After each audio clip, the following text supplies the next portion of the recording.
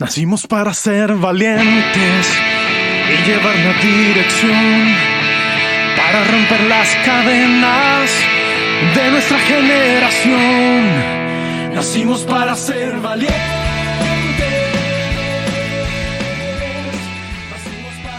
Cuando los discípulos del Señor no sabían que era Él quien caminaba hacia ellos, se llenaron de mucho miedo, se acobardaron.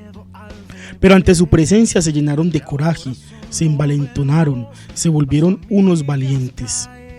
Igual en el Pentecostés, la fuerza del Espíritu los llenó de valentía.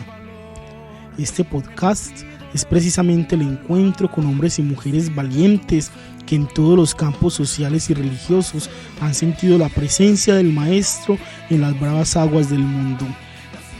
Valientes quiere acercarse a los corazones de aquellos que con un sí generoso han caminado junto con los más pobres y necesitados. Es valiente el líder social de los extremos de cada país.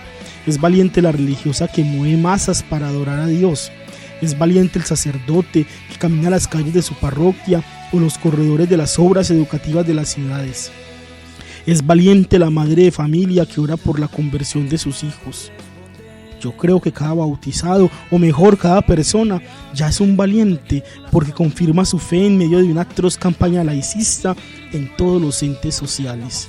Bienvenidos a Valientes. Se levanten los hombres de Dios. Nacimos para ser valientes y ya no queremos luchar. Nacimos para ser valientes. Hay unas corrientes muy modernas, muy de estos tiempos que ha puesto muchas cosas, muchos seres, muchos elementos, muchas ideas por encima del ser humano.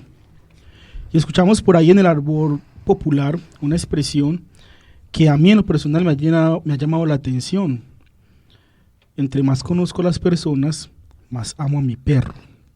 Bueno, amar a un perro, a un objeto, amar algo que no me cuestiona, es de hecho un reto muy positivo para quien se atreve a subvalorar a las personas, a los humanos, a los de la misma especie. Ojo que no estoy diciendo que hay que odiar a los animales. Una de las frases que más me impactó cuando contacté a la invitada de hoy fue precisamente esa: me enamoré del ser humano integralmente en todas sus dimensiones. Qué difícil es encontrar jóvenes enamorados del ser humano. Qué complejo es entender el amor como un conocimiento permanente. Este episodio nos trae a Laura Taborda Cadavid, 19 años, diseñadora, estudiante de psicología de la Uniminuto en Medellín, Colombia, con un acercamiento a la teología del cuerpo muy interesante que nos ayudará a entender mucho mejor ese aspecto teológico tan de avanzada. Laura, bienvenida a Valientes.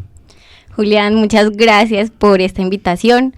Créeme que es una alegría inmensa poder estar acá, acompañarlos y justo pues tener la alegría de compartir la vida. Hablemos un poco de Laura, la Laura joven, donde naciste, fuera pues ya dije que seas en la Uniminuto, pero ¿cómo se desarrolla tu vida así como en una semana normal? ¿En dónde? ¿Qué haces? Bueno, como ya lo mencionaste, yo estudio psicología en la Uniminuto y pues para mí un día normal es justo levantarme con la alegría de que soy profundamente amada por Dios. Me motiva a poner los pies en el suelo y decir, soy amada y me arde el corazón por mi vocación y me voy a levantar con toda la alegría para ser instrumento de Dios. Entonces, desde lo más cotidiano, hacer el desayuno, levantarse a las 4 de la mañana, con los ojos hinchados del sueño, de madrugar. Por ejemplo, esta semana estamos en parciales y todos sabemos que estas semanitas son complicadas, pero es justo como lo que se hace por amor deja de ser rutina y se vuelve en algo que llena el corazón. Y por ahí derecho entremos en materia sobre esto de la teología del cuerpo. Sé que tuviste una experiencia, una certificación, no sé qué nos puedes decir ahí para que nos adentremos en lo que es. Bueno, yo, como muchos, empezó una etapa en la que yo empecé a ver en las redes sociales todo colapsado sobre teología del cuerpo. Y yo, por Dios, o sea, me gusta la teología, pero ¿qué será la teología del cuerpo? Empecé a buscar puras páginas en Google, empecé a mirar qué era eso, de lo que todo el mundo estaba hablando, por lo que todos los jóvenes estaban como vibrando, pues, en ese amor tan grande. Y me encontré con una página que amo profundamente y empecé a investigar, saber qué era, y después de tener un acercamiento, pues es como ese ganchito que me atrajo. Y yo dije, bueno, estudiemos, porque me gusta la teología y amo profundamente al ser humano. Y justo ese amor al ser humano es un amor que lo permea todo, porque es justo del amor que viene de Dios, de conocerlo también, de poco a poco ir adentrándose en lo que es el ser humano en su esencia. Y como decías tú ahorita, o sea, estudio psicología. Y a muchos me preguntan, Laura, ¿usted no tiene un conflicto muy grande entre la psicología y a usted que le gusta todo lo de la fe, la espiritualidad? Y yo pregunto, ¿por qué? Entonces se da como ese conflicto entre la fe y la razón. Y bajo mi perspectiva, yo pienso que no debería ser algo que esté separado, sino que una va directamente ligada a la otra. Y justo conocer al ser humano desde, valga la redundancia, su humanidad, pero también desde su llamado a divinizarse, a ser como Dios, a ser como Jesús, a amar como Él, pues eso me lleva a justamente unirlo y saber que tenemos un llamado a la eternidad. Sí, de hecho, bueno, lo que Benedicto XVI llamaba las dos alas que une el argumento de la fe y la razón. Y qué bueno como ir a lo que, según unas catequesis que hizo por allá a finales de los 70 y principios del 80, decía que la teología del cuerpo era el amor humano en el plan divino. Y bueno, es que tendríamos que hacer muchos episodios para hablar de esas catequesis porque valen la pena, pero yo no me quiero imaginar, o sí me quiero imaginar, a una Laura de 19 años estudiando psicología con un montón de ofertas en todo el sentido de la palabra. Y cuando digo ofertas es porque a ver, ahorita el mundo se arrodilla a un joven o a una joven que está estudiando, que le guste algo. ¿Y por qué elegir a Dios? ¿Y por qué elegir a Dios a través del hombre? ¿Y por qué enamorarse de Dios y del ser humano? ¿Por qué? ¿Por qué no hacer otra cosa? Pues yo digo que el ser humano a veces carece de sentido, justo por lo que dices, que les proponen muchas cosas o nos proponen muchas cosas, pero todas pueden llenarnos, entre comillas, pero tenemos un hueco demasiado grande y es justo del tamaño de Dios. Y que aunque yo me vaya para fiestas, aunque me emborrache cada 8 días, aunque no vaya nunca a misa ni nada y me desentienda de la fe, y pueda alcanzar todo el éxito pues que humanamente se espera, pero siempre en mi corazón va a haber un vacío. Y yo, o sea, creo profundamente en que para qué amar a medias, ¿cierto? Si podemos amarlo a Él, que nos enseña a amarlo todo, y justo encontrarlo a Él. Es que yo digo que Dios pues es maravilloso y es muy creativo, y Él nos empieza como a hacer ojitos, y ya cuando nos agarra no nos suelta. Incluso si nosotros queremos soltarnos, Él nos sigue teniendo de la mano, o sea, nos sostiene en el camino y está con nosotros para cuando queramos mirar al ladito y ver que Él está ahí. Hay una autora que tiene un libro que se llama La Teología del Cuerpo, se llama La Teología del Cuerpo, ¿qué nos dice hoy? Se llama Josefina Perriaus de Videla, y ella trata de hacer como un compendio de esas catequesis que yo mencionaba de Juan Pablo II, y dice algo muy interesante. Dice: la teología del cuerpo ofrece herramientas para subsanar posibles distorsiones de la ética sexual. Y encontramos hoy, y pues yo sé que usted no es ajena a ello, un montón de dificultades en la interpretación de la sexualidad para un joven, ¿cierto? Entonces, hasta errores de criterio, ¿cierto? Errores de vocabulario. Entonces confundimos sexualidad con relaciones sexuales. Al joven hay veces le da miedo a pesar de la espontaneidad propia del joven de hoy, le da miedo de pronto reconocerse como un ser sexual, ¿cierto? Entonces, ¿cómo entender eso desde la teología del cuerpo? ¿Cómo el chico o la chica puede decir que se ama si hay veces odia a su cuerpo? Yo digo que justo la teología del cuerpo es una antropología adecuada, o sea, una forma de ver la vida, de vernos a nosotros mismos, que en vez de separar, integra y sana. O sea, también la teología del cuerpo llega a responder 3 preguntas muy trascendentales y que yo me atrevería a decir que todos nos preguntamos. O sea, ¿para qué fui creado? ¿Qué estoy haciendo en este momento? Y cómo fui hecho originalmente, o sea, pasado, presente y futuro, a lo que tiendo también. Y justo responder a esas preguntas me lleva a integrar todo lo que soy en mis anhelos y que, por ejemplo, como tú lo mencionabas, hay una distorsión muy grande en cuanto a reconocernos como seres sexuados y no entendemos que probablemente, o sea, no, probablemente no, seguramente no, sexualidad no tiene todo que ver con las relaciones sexuales, sino que es la forma en la que nos relacionamos. Y entender esto llega justo a poder comprendernos en nuestros anhelos, en todo lo que somos, y nos ayuda a tener una mirada como un poquito más abierta a lo que somos, justo para entender cómo fuimos creados, para entender nuestro llamado, y en la medida en que podamos entender quiénes somos en esencia, también podemos ver que en nuestro cuerpo también aplica la redención, que en nuestro cuerpo también está el llamado a la divinidad y que el alma no puede ser sin el cuerpo. Y eso de que somos solo alma o solo cuerpo, yo pienso que una de las frases más peligrosas o una de las ideas más peligrosas que se promueven es que el alma está como en una cárcel, que es el cuerpo, o está encerrada en una cárcel. Y pues hay que tener cuidado en la interpretación de esta frase, porque no es que el alma esté penando en el cuerpo y esté pagando una condena, sino que cómo puede ser el alma, cómo puede llegar a Dios sin el cuerpo, si es la forma en la que nos relacionamos, en la que damos a conocer a Dios. Correcto, y de hecho la iglesia hoy enseña que el cuerpo también se glorifica, ¿no? El cuerpo se glorifica con el alma. La idea platónica de que el alma es el cuerpo es la cárcel del alma, definitivamente usted lo ha dicho muy bien, ya hay que superarla.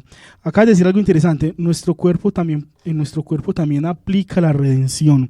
Y hay muchos jóvenes que les encanta rayarse el cuerpo, y que no está mal, pues, ¿cierto? Tampoco es que sea un problema. Nuestro set ahorita mismo está lleno de jóvenes tatuados, o no están tatuados, que les gusta, mostrar con su cuerpo muchas cosas, expresarse. Eso va en contra de la teología del cuerpo. Yo digo que está en las intenciones del corazón, ¿cierto? O sea, incluso la Biblia lo dice, como que todo sale del corazón. Y de lo que habla la boca, pues rebosa el corazón justamente. Y para mí, pues tiene mucho que ver justo con lo que dices de que los jóvenes se están expresando a través de su cuerpo y cómo a veces se expresan. Y yo digo que también es por una falta de escucha, porque no se sienten escuchados. Y yo conozco jóvenes maravillosos que están sumidos en una tristeza muy profunda y que a través de probablemente el dolor físico intentan olvidar el dolor del alma y por eso están súper tatuados. Pues no quiero decir que esa sea la única razón por la que se tatúan, ¿cierto?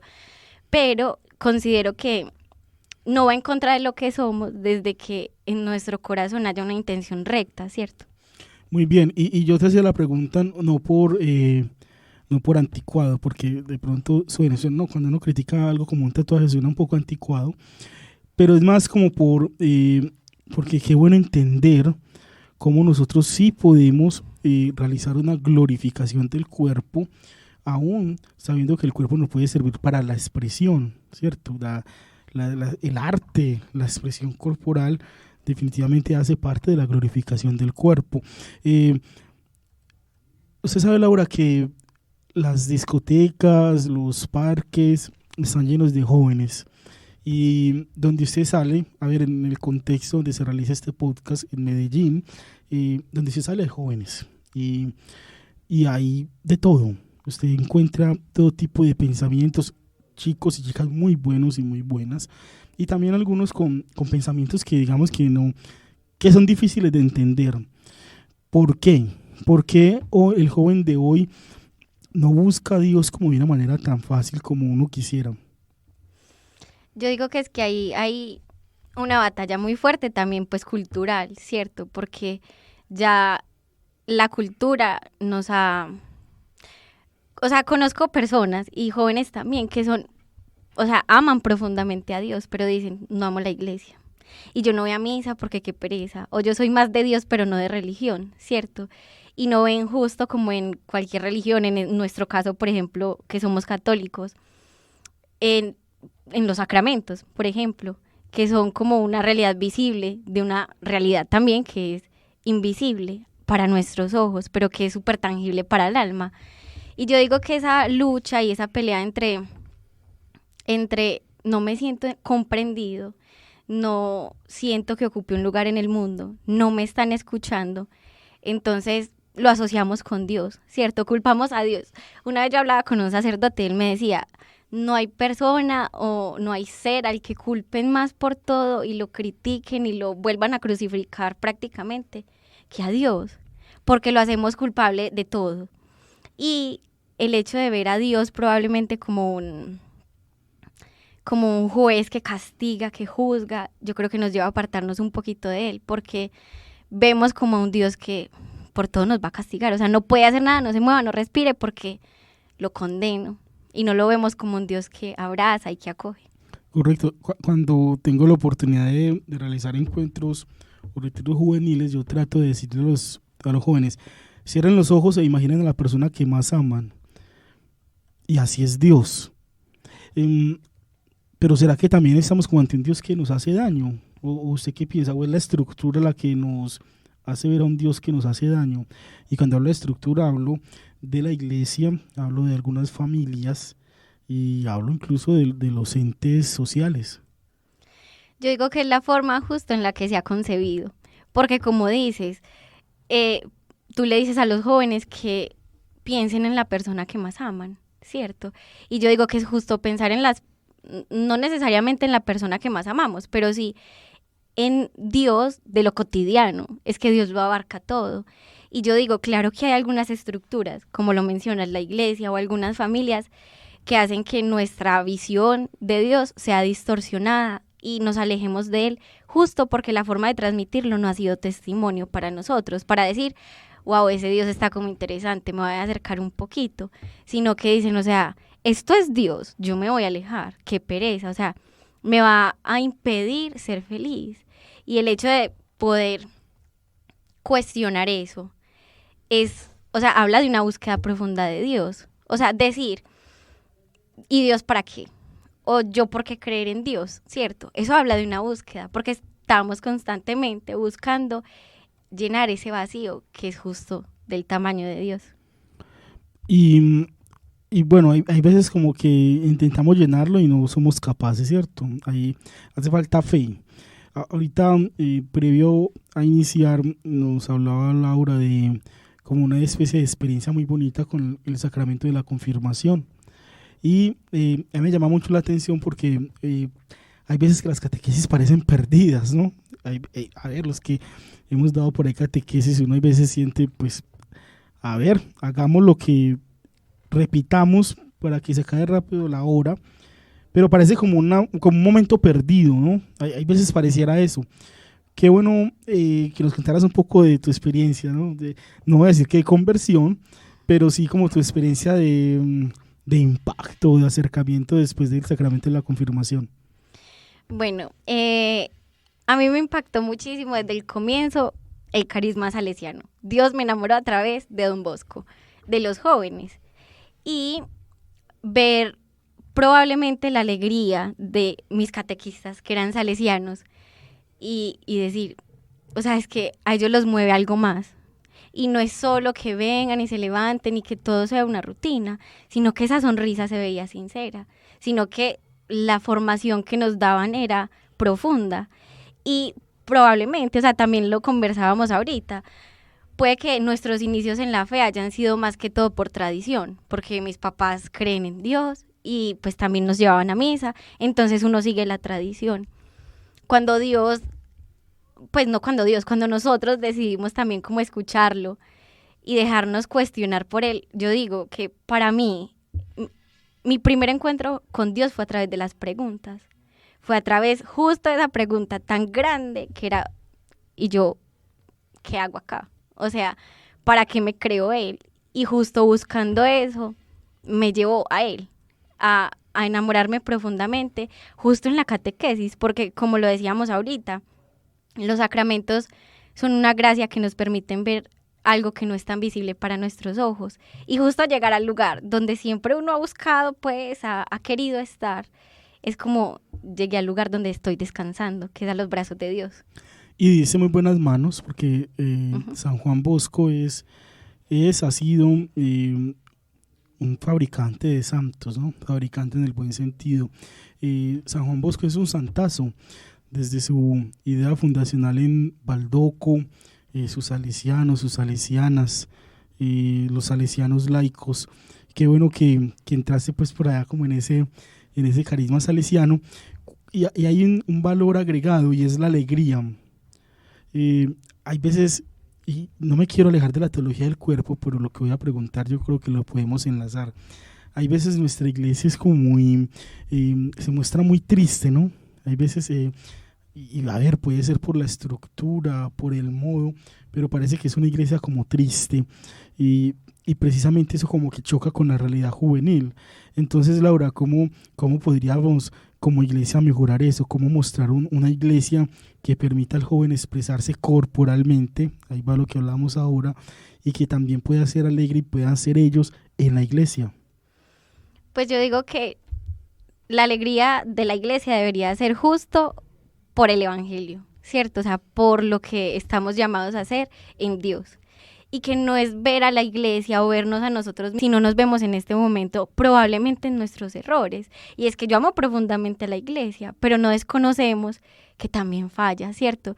Y que es como cuando uno ama a una persona, ¿cierto? Uno la ama en todo lo que es, en sus errores, en su rebeldía, todo. Pero no quiere decir que uno no quiera verla mejor. Entonces justo la esperanza de ver lo que es y aceptarla nos lleva a una transformación de lo que puede llegar a ser. Entonces mirar la iglesia con ojos de esperanza, pero también las realidades que está abarcando hoy. Yo pienso que a veces nos hacemos un poquito los ciegos y no aceptamos diferentes realidades. Por ejemplo, el tema de la sexualidad en la iglesia probablemente puede ser todavía muy tabú, o sea, que cuestiona muchísimo y que muchos no lo hablan por eso, también porque estamos profundamente heridos en nuestra forma de expresarnos, en nuestra sexualidad. Pero justo darle un lugar en nuestra mirada, en nuestros sentidos, a esa realidad nos da un paso gigante, o sea, nos abre una puerta gigante a reconocerla. Hay ahorita en estos tiempos como un nuevo boom, y es un montón de jóvenes que están apostando por la castidad y quieren ser castos, y lo dicen abiertamente. Y lo dicen abiertamente porque, pues, ¿por qué? Porque les gusta, ¿no? Y porque entienden. Me dio risa porque un joven del estudio dijo, yo no. Me dio risa. Me consta. Está bien que quede constancia. Pero mira, ese grupo de jóvenes, y es un boom, ¿no? Como te estaba diciendo, porque quieren ir como en contracorriente de cosas que están haciendo y que se muestran muy, muy normales. Hay que decirlo con claridad. El placer sexual trae alegrías momentáneas, pero hay veces trae tristezas quizás permanentes, ¿cierto? Y encuentra uno cuando empieza uno de pronto a hablar con jóvenes en los grupos juveniles, y hay veces con un montón de frustraciones porque precisamente no han manejado su sexualidad como es. Nunca es tarde para ello.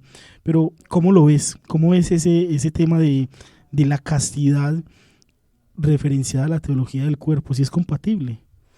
Totalmente. Es que yo pienso que la castidad no es como se ve ahora, que es como yo me reprimo, entonces no puedo sentir, entonces no puedo desear, sino que trasciende mucho más allá y no es reprimir, sino al contrario, es abrir el corazón, es preparar el corazón para la experiencia profunda, para una experiencia adecuada de nuestra sexualidad, y que no quiere decir que no sintamos, o sea, es que somos humanos y siempre vamos a sentir, porque nuestra vida también está permeada por la sexualidad y no es malo, o sea, decir que me voy a alejar de mi promesa de castidad porque ya caí, no es eso, o sea, caí, pero oiga, vuelva, levántese, porque justo estamos en esa preparación y seguimos siendo humanos. No quiere decir que hagamos la promesa de castidad y ya seamos ángeles y no volvamos a sentir ni a pensar nada malo, sino que es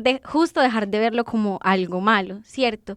Incluso yo me atrevería a decir, y desde la teología del cuerpo, no hay expresión más parecida a la entrega de Jesús con la iglesia que el acto conyugal, ¿cierto? Pero es justo lo que estamos mencionando, es vivirlo de una forma adecuada, vivir nuestra sexualidad de forma ordenada, y que no es que me reprima, sino que me estoy abriendo a una experiencia más auténtica, más genuina, más plena del amor que estamos llamados a vivir.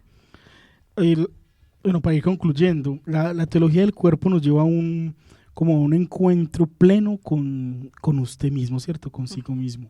Juan Pablo II, que yo lo vuelvo a decir, siento que es el gran exponente de este tema, y en su momento pues lo hacía sin saber que iba a ser más adelante algo tan preciado por la humanidad. Decía que el hombre o la mujer no puede encontrarse plenamente a sí mismo sino a través de un sincero don de sí, ¿cierto?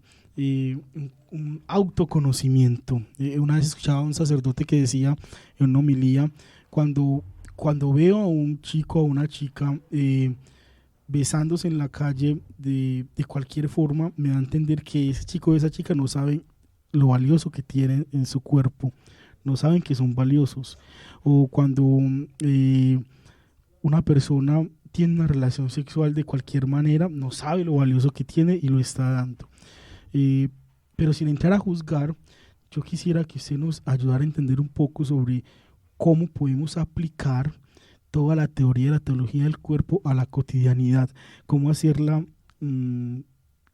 practicable. Pues yo voy a decir una frase que es probablemente un poquito como cliché, pero es justo pensar en que nadie ama lo que no conoce, ¿cierto? O sea, si queremos aplicar la teología del cuerpo, empapémonos un poquito del tema. No quiere decir que vamos a hacer, o sea, San Juan Pablo II y nosotros, no necesariamente, pero si queremos vivirla es justo el empeño gigante por vivirlo en la cotidianidad, justo como lo dices, entendiendo que pues la teología del cuerpo nos abre la mirada y nos permite como ordenar todo lo que somos en nuestra capacidad de ser don para el otro y ver el don de los demás en nuestra vida. Pero es justo, o sea, no es decir como que nos vamos a tapar los ojos y ya no vamos a ver nada más porque eso es pecado, sino justo conocer la realidad y no entrar a juzgarla así súper duro. Somos jueces, o sea, y no escatimamos en los juicios, pero justo decir, o sea, esta es la realidad, y si yo quiero vivirla, también tengo que, o sea, vivir la experiencia plena del amor, de la teología del cuerpo, que es una invitación gigante. Tenemos que empezar a acoger todas las realidades, o sea, a ver al ser humano, justo como lo mencionábamos al principio, de forma integral, y no desconocer que justo nuestra sexualidad habla también de nuestra afectividad. Y ese libro de los 5 lenguajes del amor, en algún momento hablaba con uno de mis profesores de teología del cuerpo y él me decía, no son 5 lenguajes del amor, solo hay un lenguaje del amor que es la donación. Los 5 lenguajes son de la afectividad, o sea, es cómo expresamos nuestra afectividad. Y justo la teología del cuerpo viene a ordenar la forma en la que somos en el mundo, también respondiendo a las preguntas más profundas de nuestro corazón. Lo has dicho muy bien, ¿no? Donarse siempre tiene que traer su recompensa. Bonnie, ahí está Laura Taborda Cadavid, una joven que ha entendido que donarse es la opción, que entender al otro, amar al otro es una opción también y que es testimonio en su medio. Gracias por acompañarnos en este episodio de Valientes. Hasta la próxima. Gracias. Nacimos